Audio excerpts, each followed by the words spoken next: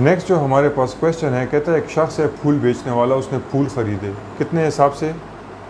Cost price of flowers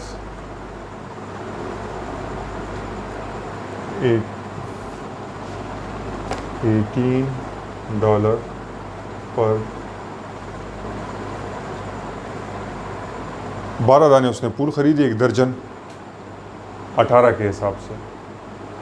तो कह सकता हूँ मैं कि cost price of 12 flowers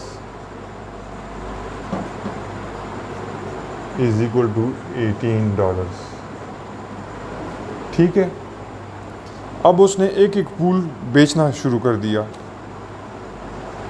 cell price is equal to $1.20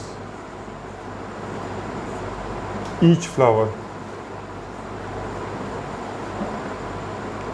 selling price of 12 flowers कितनी हो जाएगी? 1.20 मल्टीप्लाई बाय 12। हमारे पास आ गया सेल प्राइस ऑफ 12 फ्लावर्स $14.40। हमारे पास जो कॉस्ट प्राइस थी 12 फ्लावर्स की 18 रुपये थी, और सेलिंग प्राइस जो है ना वो हमारे पास 14.40 हो गई है।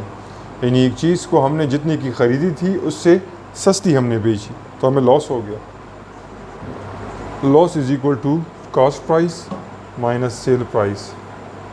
18 माइनस $14.40 हमें लॉस हुआ। 3.6। लॉस को परसेंटेज के फॉर्म में किस तरह से करेंगे? लॉस या गेन हमेशा कॉस्ट प्राइस पे होता है, तो loss divided by cost price multiply by 100। Value put करेंगे 3.60 डिवाइडेड बाय 18 मल्टीप्लाई बाय 100। तो ये हमारे पास लॉस परसेंटेज जो आ गई वो 20 आ गई, परसेंट आ गई। ठीक हो गया। नेक्स्ट हमारे पास जो क्वेश्चन है, क्वेश्चन नंबर 5 3A में, वो कहता है कि शिरली ने एक फैक्स मशीन ख़रीदी, जितने की भी ख़रीदी उसको गेन पे बेचा, 25% के गेन पे। यानी कि शिरली का ना कॉस्ट प्राइस हमें फाइंड है और ना सेल प्राइस फाइंड है, सिर्फ हमें इतना पता है कि वो जो मशीन थी फैक्स मशीन, वो उसने 25% के गेन के हिसाब से देवी को बेची। देवी ने फर्दर सेल किया उस मशीन को अमीरा पे 25% के लॉस पे। अब अमीरा ने जो उसके पैसे दिए हैं फैक्स मशीन के, वो दिए हैं इतने। तो अमीरा ने जो पैसे ख़रीदे दिए हैं देवी को, मैं आपसे कोई चीज़ ख़रीदता हूँ, मेरे लिए वो कॉस्ट प्राइस है, आपके लिए वो क्या है? सेलिंग प्राइस है। तो अमीरा ने तो ख़रीदी, लेकिन बेची किसने? देवी ने। तो selling price of Devi is equal to इतना।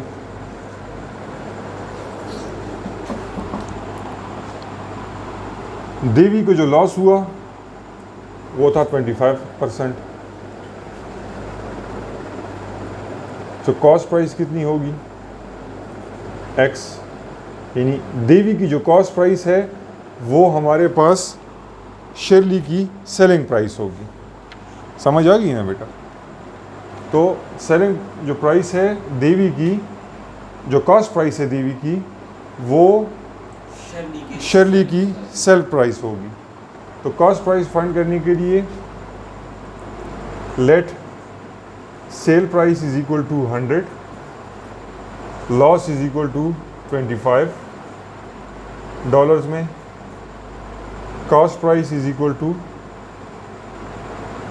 75। ये कॉस्ट प्राइस है, let cost price is equal to 100 और sale price is equal to हो गई $75। Now if sale price, cost price find करनी है तो कॉस्ट प्राइस को इक्वेशन के करीब लिख लूँगा। If sale price is equal to 75 then cost price is equal to 100. If sale price is equal to 1, then cost price is equal to 100 by 75. If sale price is equal to इतना 360, then cost price is equal to, तो ये आ जाएगा 100 divided by 75 multiply by इतना 360. तो ये हमारे पास $480 cost price आ गई देवी की. तो हम यहाँ पे लिख लेंगे कॉस्ट प्राइस ऑफ देवी $480. हमसे जो क्वेश्चन में पूछा गया है वो है कि शिरली ने कितनी की ख़रीदी थी. Cost price of Devi is equal to, यानी हम कह सकते हैं कि sale price of शिरली.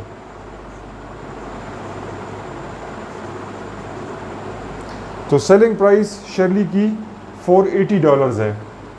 Sale price of शिरली $480 है. उसने जो गेन किया था बेचते वक्त, सेल करते वक्त, वो 25 था %.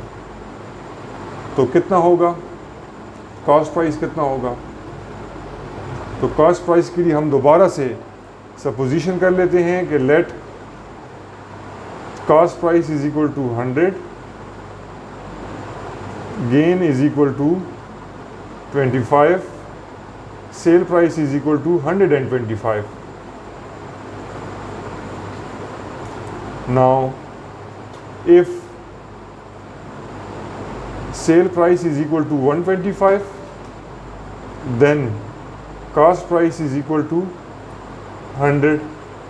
If sale price is equal to 1, then cost price is equal to 100 divided by 125. If sale price is equal to 480, then cost price is equal to 100 divided by 125 multiply by 480. $384 की शिरली ने ख़रीदी थी. मैं एक दफ़ा फिर से आपको बता देता हूँ. अमीरा ने देवी से एक चीज़ ख़रीदी. जो कॉस्ट प्राइस अमीरा की है वो सेलिंग प्राइस ऑफ देवी की है. इसलिए मैंने डायरेक्ट यहाँ पे लिख लिया कि SP ऑफ देवी इतनी है. देवी ने इसको बेचते वक्त नुकसान किया इतना %. तो कॉस्ट प्राइस कितना होगा? कॉस्ट प्राइस हमने यहाँ पे फाइंड कर दिया, 480 था. ये जो कॉस्ट प्राइस है देवी का, ये उसने शिरली से ख़रीदा था, तो ये शिरली का सेलिंग प्राइस हो गया. अब शिरली का सेलिंग प्राइस अगर इतना हो, शिरली का सेलिंग प्राइस देवी का कॉस्ट प्राइस अगर 480 हो और शिरली ने उसको बेचते वक्त 25% की गेन की थी, तो उसकी कॉस्ट प्राइस कितनी थी? इसी फार्मूले के ज़रिए से वैल्यू पुट करेंगे तो हमारे पास आंसर आ जाएगा $384.